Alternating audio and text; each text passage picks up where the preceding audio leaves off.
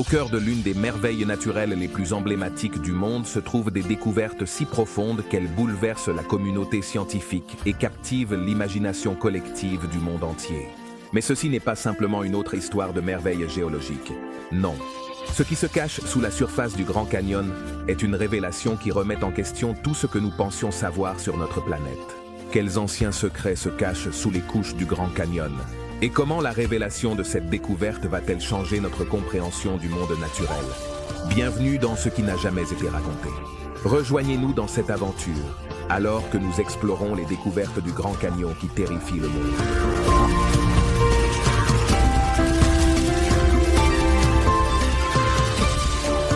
Numéro 20. La grotte des Coupoles. La grotte des Coupoles est cette grotte fascinante située au bord de Horseshoe Mesa, non loin de la rive sud du Grand Canyon. De là, il y a environ 5,6 km de descente. Si vous vous sentez aventureux, vous pouvez passer toute une journée à marcher jusqu'à la grotte, à découvrir ce qu'elle renferme, puis à remonter. La grotte se trouve sur le côté ouest du plateau, à environ 20 minutes en voiture vers le nord depuis la zone de camping. Le sentier qui mène à l'entrée descend depuis le bord du plateau, et il est assez bien tracé. Une fois à l'intérieur, il y a un passage principal qui s'étend sous le plateau, ainsi que quelques passages latéraux qui bifurquent à angle droit. La plupart des passages principaux sont suffisamment spacieux pour marcher, mais il y a aussi des espaces plus étroits pour ceux qui se sentent plus aventureux. Assure-toi de lever les yeux et d'admirer les coupoles qui forment le plafond de la grotte. Garde les yeux bien ouverts pour repérer les anciennes inscriptions sur le plafond du passage principal, laissées par les premiers explorateurs et photographes qui ont visité la grotte. Si tu regardes de près, tu verras que les inscriptions les plus anciennes semblent avoir été faites avec soin, presque comme des œuvres d'art, tandis que les plus récentes ressemblent davantage à des graffitis. Il est important de rester en groupe et de ne pas s'aventurer seul, surtout la nuit, sinon tu pourrais te retrouver coincé au fond du Grand Canyon. Numéro 19. L'empreinte fossile ancienne. C'est vraiment captivant chaque fois que de nouveaux fossiles sont mis au jour. Chaque découverte est comme une pièce d'un puzzle qui aide la science à progresser, nous offrant une meilleure compréhension de la façon dont notre monde a évolué au fil du temps. Mais il y a quelque chose de très spécial dans les fossiles qui libèrent un instant de l'histoire. Prenons par exemple ce qui s'est passé en 2016 lorsqu'une partie de la falaise du Grand Canyon s'est effondrée. Alan Krill, un géologue norvégien qui était en visite en tant que professeur à l'université du Nevada, a décidé d'explorer les roches qui étaient tombées. Et devinez sur quoi il est tombé? Une découverte incroyable. Alors qu'il se promenait avec ses étudiants dans le majestueux Grand Canyon, Krill a remarqué d'étranges fossiles incrustés dans les roches effondrées. Il a pris quelques photos et les a partagées avec d'autres scientifiques. Il s'avère que ces fossiles étaient les empreintes de deux créatures anciennes qui se sont promenées sur une dune de sable il y a la bagatelle de 33 millions d'années.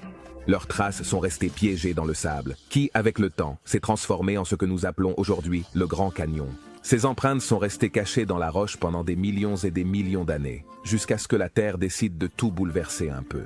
Aujourd'hui, ces anciennes empreintes sont comme un message secret venu du passé, nous racontant une petite partie de leur histoire.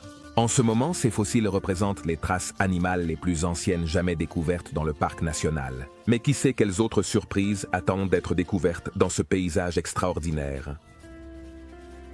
Numéro 18. La Grande Discordance. Au fond du Grand Canyon se trouve un phénomène mystérieux connu sous le nom de la Grande Discordance, l'une des découvertes les plus déconcertantes de l'histoire du canyon. Imaginez, au milieu des couches de roches qui racontent l'histoire de millions d'années, il existe une brèche colossale, comme si 1 milliard d'années de l'histoire de la Terre s'était tout simplement volatilisée dans les airs. Alors, comment cette brèche hallucinante est-elle apparue? Eh bien, les scientifiques ont quelques théories. Mais aucune d'entre elles ne peut expliquer complètement ce mystère. Une hypothèse suggère que, pendant une période connue sous le nom de Terre boule de neige, lorsque les glaciers recouvraient une grande partie de la planète de glace, la surface entre le grès de Tapat et le défilé de granit, les roches métamorphiques, a été profondément altérée. Au fur et à mesure que les glaciers se déplaçaient, ils entraînaient des couches de sédiments, laissant derrière eux ce gigantesque vide dans les archives géologiques. Une autre possibilité est que les roches ne se soient tout simplement pas formées pendant cette période dans les zones où existe la Grande Discordance. Mais la vérité reste difficile à saisir, ce qui nous laisse avec plus de questions que de réponses.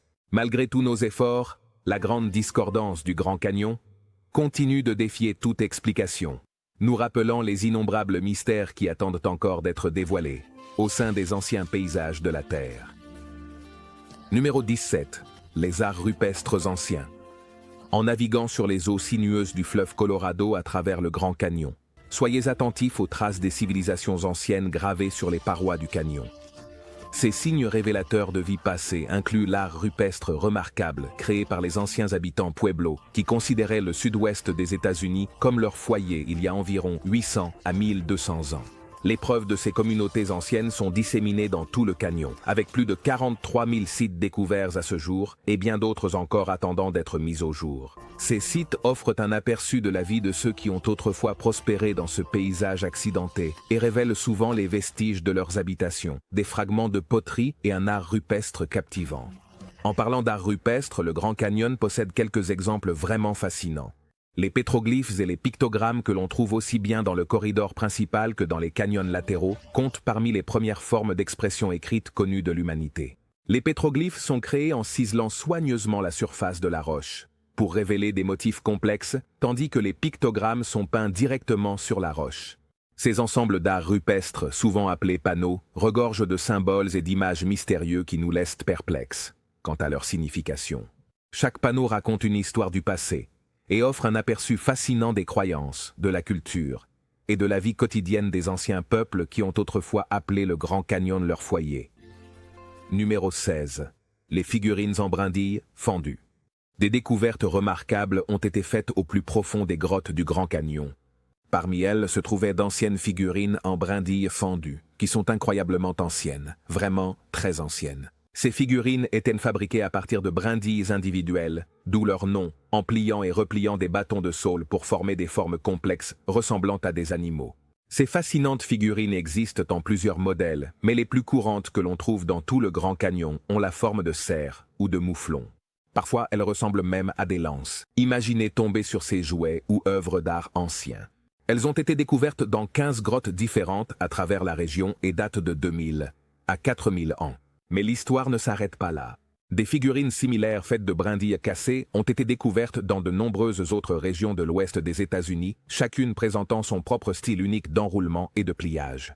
La datation au radiocarbone suggère que ces figurines ont été fabriquées dans toute la région pendant au moins 1700 ans. Ces figurines nous offrent un aperçu de la vie des personnes qui ont autrefois habité ces terres. Étaient-elles simplement des jouets pour les jeux d'enfants, des œuvres d'art complexes, ou peut-être étaient-elles utilisées lors de cérémonies religieuses? Le mystère qui entoure leur fonction ne fait qu'accroître leur attrait, nous invitant à réfléchir au mode de vie ancien dans le Grand Canyon et au-delà. Numéro 15. Le gisement d'uranium. Le Grand Canyon revêt une profonde signification pour au moins 11 tribus amérindiennes, qui le considèrent comme une patrie spirituelle et culturelle. Cependant, malgré son statut sacré, le canyon fait face à une inquiétante contamination à l'uranium. En dehors des limites du parc, de nombreuses mines d'uranium et des centaines de concessions minières parsèment le paysage, ce qui représente un grave danger pour la préservation du canyon. Les gisements d'uranium se trouvent en profondeur dans les couches de grès, de limonite et de schiste, en particulier dans des formations géologiques appelées cheminées de brèches. Ces gisements attirent les mineurs depuis les années 1870.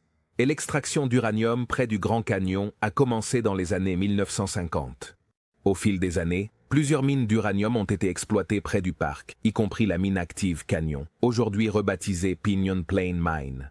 Considérée comme la mine d'uranium la plus riche des États-Unis, cette mine menace les sources situées à l'intérieur du Grand Canyon, des ressources en eau cruciales pour la tribu Havasupai, dont la réserve se trouve au cœur du canyon. Malgré les efforts de plusieurs groupes, dont des pêcheurs, des gouvernements locaux, des chasseurs et des communautés autochtones, pour obtenir une interdiction temporaire de l'exploitation minière, la menace demeure.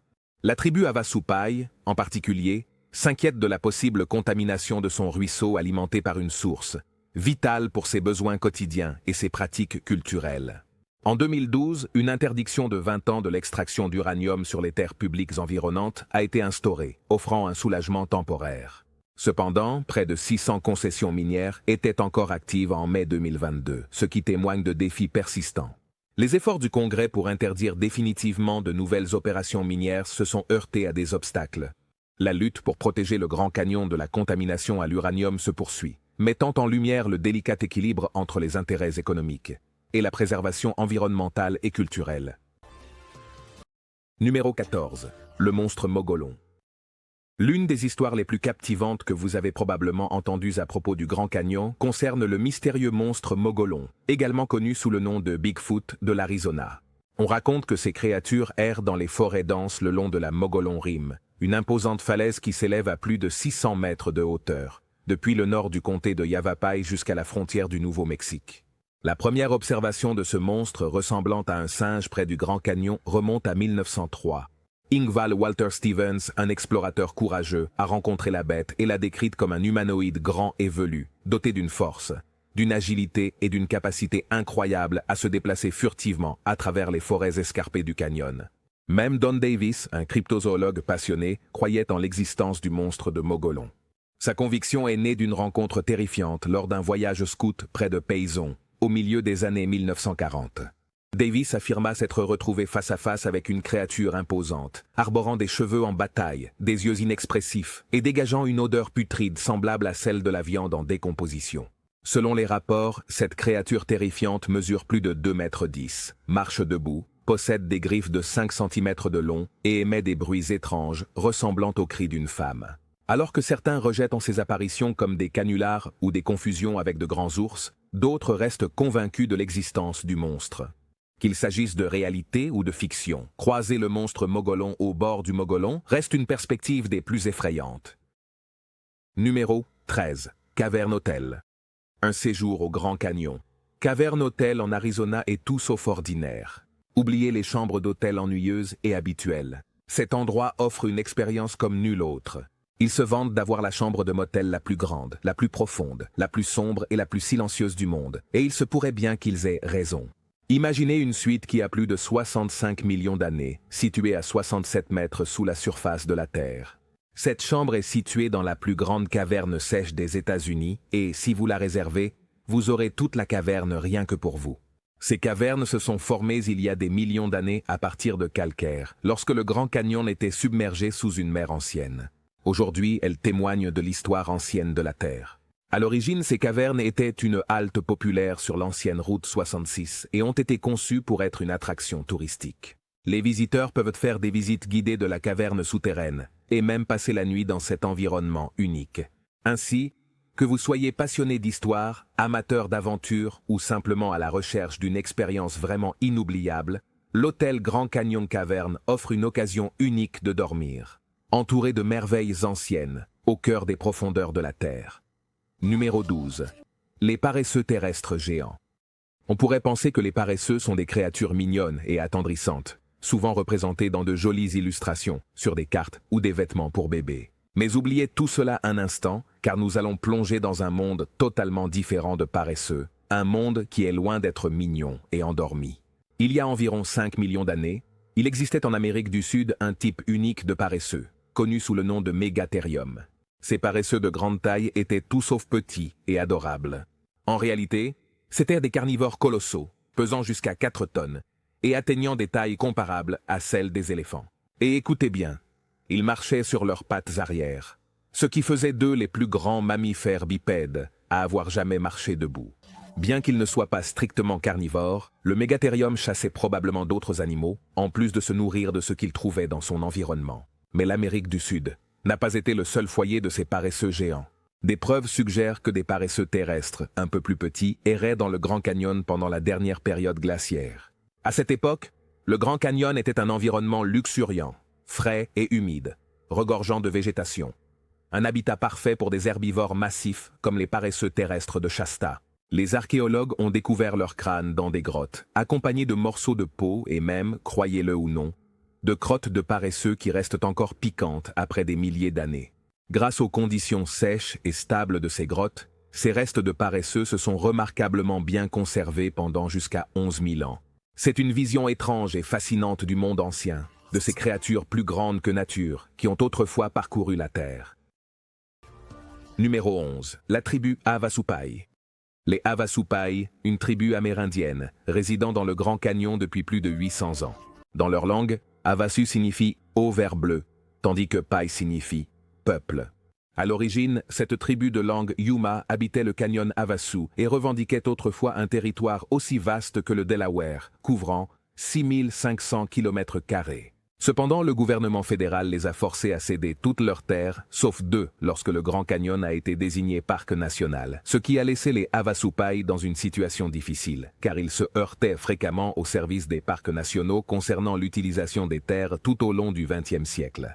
Malgré ces défis, la tribu a persévéré en naviguant dans le système juridique américain pour récupérer une portion significative de ces terres ancestrales. Grâce à la loi sur l'extension du parc national du Grand Canyon de 1975, ils ont réussi à récupérer environ 750 habitants et les Havasupai ont adopté le tourisme.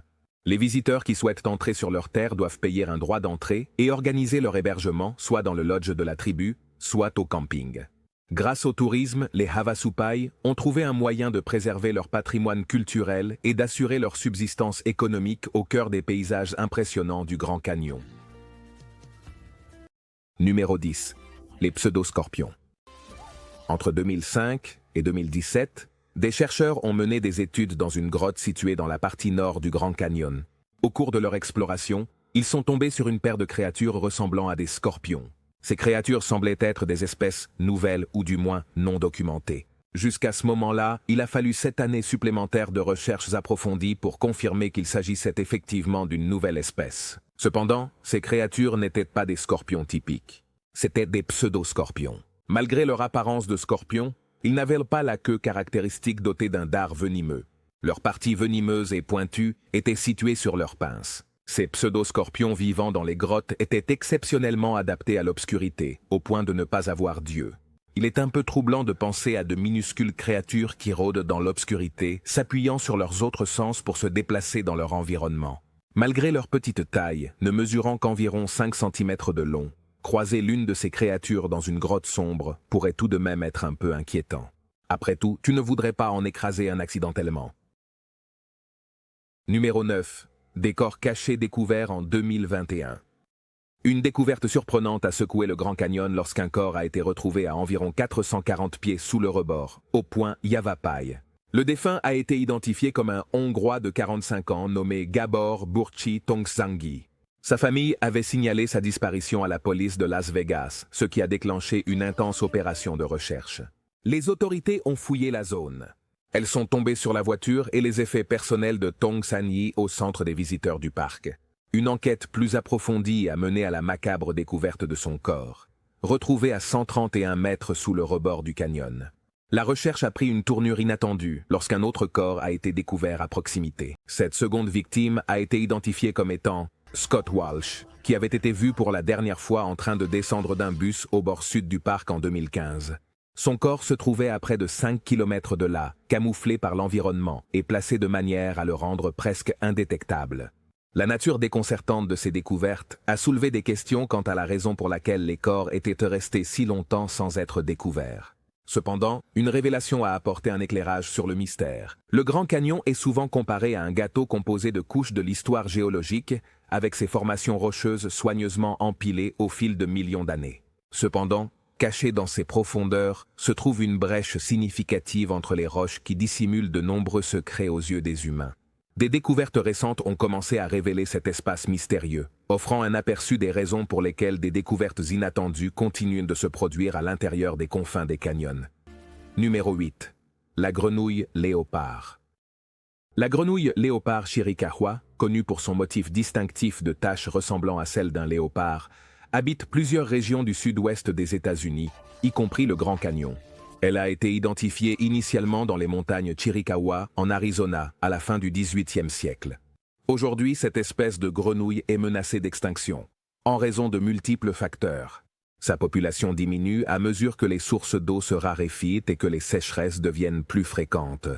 L'habitat naturel des grenouilles est assiégé par une infection fongique qui fait des ravages dans les étangs, les sources et d'autres milieux d'eau douce. La grenouille léopard de Chiricahua, autrefois répandue dans toute la région, est aujourd'hui absente de 80% de ses habitats d'origine. Bien que la disparition de cette petite grenouille tachetée de vert puisse ne pas sembler alarmante en soi, elle indique néanmoins une tendance préoccupante pour l'avenir de la biodiversité. La perte d'une espèce aussi vitale pourrait avoir des conséquences considérables pour les écosystèmes et toute la vie sur Terre. Numéro 7. Grès de Coconino. Le grès de Coconino, qui doit son nom au comté de Coconino en Arizona, où il se trouve principalement, est une formation rocheuse à l'histoire fascinante. Composé principalement de grains de quartz réputés pour leur durabilité, il résiste à l'épreuve du temps et aux intempéries mieux que beaucoup d'autres minéraux. L'épaisseur du grès de Coconino varie selon les différentes parties du Grand Canyon. À l'ouest, il atteint environ 20 mètres d'épaisseur, tandis qu'au centre, il s'étend sur 138 mètres. Il se réduit à seulement 17 mètres. À l'est, il repose au-dessus du calcaire de Kaibab ou de la formation de Torowap. Ce grès, dont la couleur varie du beige au blanc, présente un grand nombre de caractéristiques remarquablement bien conservées. On y trouve en abondance des marques de vagues, des traces de pluie et des empreintes fossiles, autant d'indices qui témoignent de ses origines dans des dépôts éoliens il y a environ 275 millions d'années. Ce qui le rend vraiment intrigant, c'est l'absence d'os, mais l'abondance d'empreintes laissées par des reptiles et des insectes. Ces traces, avec leur nom unique, fournissent des indices sur les créatures anciennes qui ont autrefois parcouru la région. Par exemple, des empreintes d'un petit animal connu sous le nom de Chico ont été découvertes. Numéro 6. Le guépard américain. Pendant la dernière ère glaciaire, le Grand Canyon regorgeait de vie. Malgré les températures froides ailleurs, cette zone bénéficiait d'un climat tempéré qui créait un environnement verdoyant et luxuriant, riche en végétation. Cela attirait de nombreux herbivores qui paissaient dans ce paysage verdoyant. Cependant, là où il y avait des herbivores, il y avait aussi des prédateurs rôdant à proximité, prêts à fondre sur leurs proies inattentives. L'un de ces prédateurs était le guépard américain, aujourd'hui disparu. Ces grands félins redoutables parcouraient le paysage pendant le Pléistocène, mais ont malheureusement disparu de la surface de la Terre. Récemment, des scientifiques qui ont examiné des ossements trouvés dans les grottes du Grand Canyon ont fait une découverte surprenante. Initialement étiquetés comme appartenant à des pumas, un examen plus approfondi a révélé que ces os appartenaient à des guépards américains.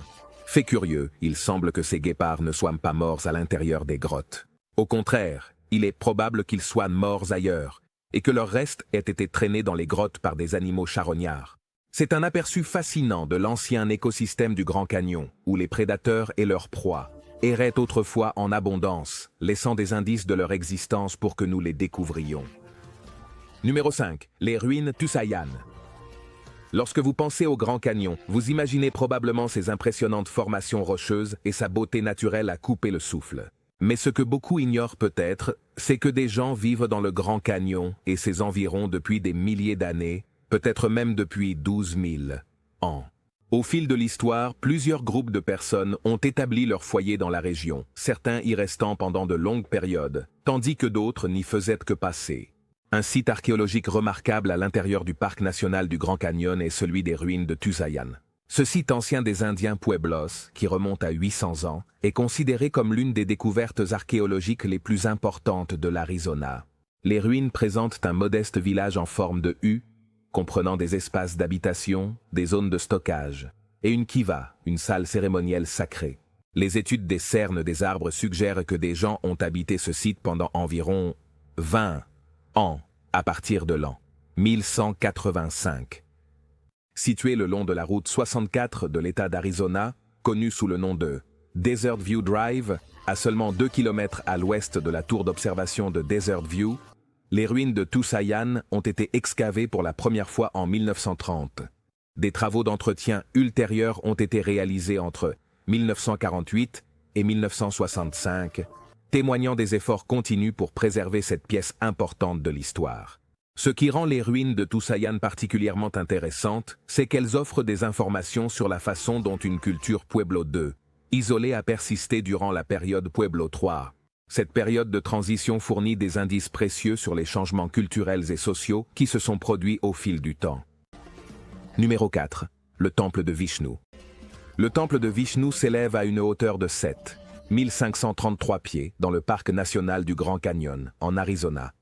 Son nom, de façon quelque peu inattendue, rend hommage à la divinité hindoue Vishnu, connu comme le Rédempteur de l'univers. Ce titre distinctif a été attribué au sommet par Clarence Dutton en 1880, marquant le début d'une tradition consistant à nommer les montagnes du Grand Canyon, en l'honneur de dieux mythologiques. Dutton a été inspiré pour nommer la montagne temple de Vishnu, en raison de sa ressemblance frappante avec une pagode. Malgré le choix apparemment inapproprié du nom, la composition géologique du sommet renforce son attrait. Composé de la célèbre grès rouge de Kokonino et surmonté de calcaire de Kaibab, le temple de Vishnu offre une vue majestueuse à l'intérieur du canyon. Selon la perspective de chacun, le temple de Vishnu peut ressembler à une pyramide naturelle ou même évoquer l'image d'une pagode, ce qui accroît sa mystique et son charme. Numéro 3. Une civilisation souterraine au cœur du Grand Canyon. Les Indiens Hopi voient bien plus que d'imposantes falaises et des rivières sinueuses. Ils considèrent le lieu comme une porte spirituelle vers un autre royaume. En 2016, plus de 6 millions de visiteurs ont afflué vers cette merveille naturelle, attirés par sa beauté majestueuse et son charme mystérieux.